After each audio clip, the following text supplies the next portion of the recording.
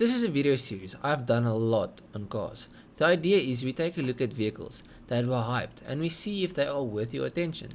I like making these vids, so I decided today we are gonna take a look at a motorcycle instead of a car.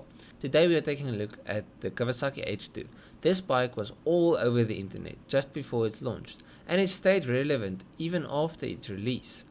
What sets this bike apart from the super sports class bikes? Let's take a look. Superbikes are known for the crazy acceleration they have. I mean, with the power to weight ratios most superbikes have, they have to be stupid fast. But Kawasaki thought, you know what, riding a 1000cc bike just isn't dangerous enough. We need more. But we don't want to make it a super heavy big cc motorcycle like the ZX14 or the Hayabusa. Their solution for the problem was supercharging a 1000cc. And that's exactly why this bike got so much attention. It's not the first bike ever with forced induction, but the numbers these bikes were set to make demanded attention. Kawasaki made two versions of the H2. You got the street legal H2 and the H2R, which is just bonkers. But let's start with the normal boring H2. The 2019 Kawasaki H2 produces 228 horsepower on the rear wheel and pushes 130 Nm of torque. Now for a hot hatch this would be decent numbers, but you have to remember this thing only weighs 240 kilograms weight. In other words, 240 kilograms filled with fluids, which equates to around 950 horsepower per ton, which in turn causes the rider to make sounds like these. Oh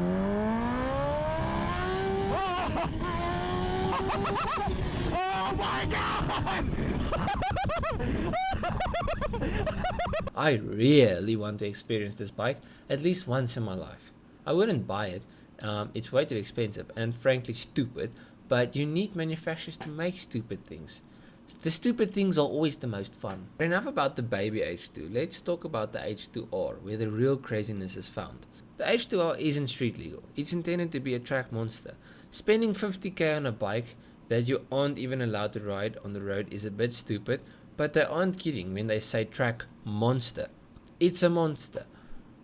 We're talking 310 horsepower and 160 Nm of torque on a bike that weighs 215 kilograms weight. Guess how much power that is per ton? Just take a guess. 1440 per ton. How do you keep that front wheel down? And how crazy must that feel? I mean, I used to ride a ZX10 that had around 190 horsepower on the rear wheel, and that thing felt crazy. I would shit myself every time I go close to the throttle. Okay, I think you know why this bike was hyped, and it seems like I'm hyping it now. But let's be honest, it's damn cool. But are there any negatives with the H2? The H2R has a huge negative. You know, you can't use it. Joking. I know people buy a bike for track use only, but we're just gonna take a look at the H2 since it's a street legal bike. Negatives: the bike isn't cheap, and the 1000cc bike market has a lot of rivals. I mean, you can get the S1000RR, the V4, the RSV4, all amazing bikes for cheaper or close to the same price. Next, insurance on these are stupid expensive, and most riders will never come close to the potential the bike is capable of. And on the street you shouldn't really try to get close. And then another negative is the fact that you can buy a decently nice car for the same price this bike goes for, and you can trust everybody you meet will remind you that they could buy this car or that car for the same price you paid for your motorcycle. But there are pros as well. The bike is the king of the road. Nothing will catch you in a straight line. It sounds awesome, and it's a truly special and rare bike you won't see a lot of. Conclusion: the bike is lit and I love it. I'm a poet and I know it. I'll check you guys in the next one. I hope you enjoyed the video, taking a new take on this whole shit or let series with the motorcycles. Hopefully it's not shitty, because I actually do ride bikes. So I'm not just the guy driving cars telling people about bikes. I ride bike and I love cars. I just like speed. Anyways, hope you guys enjoyed. See you guys in the next one. Cheers, eh?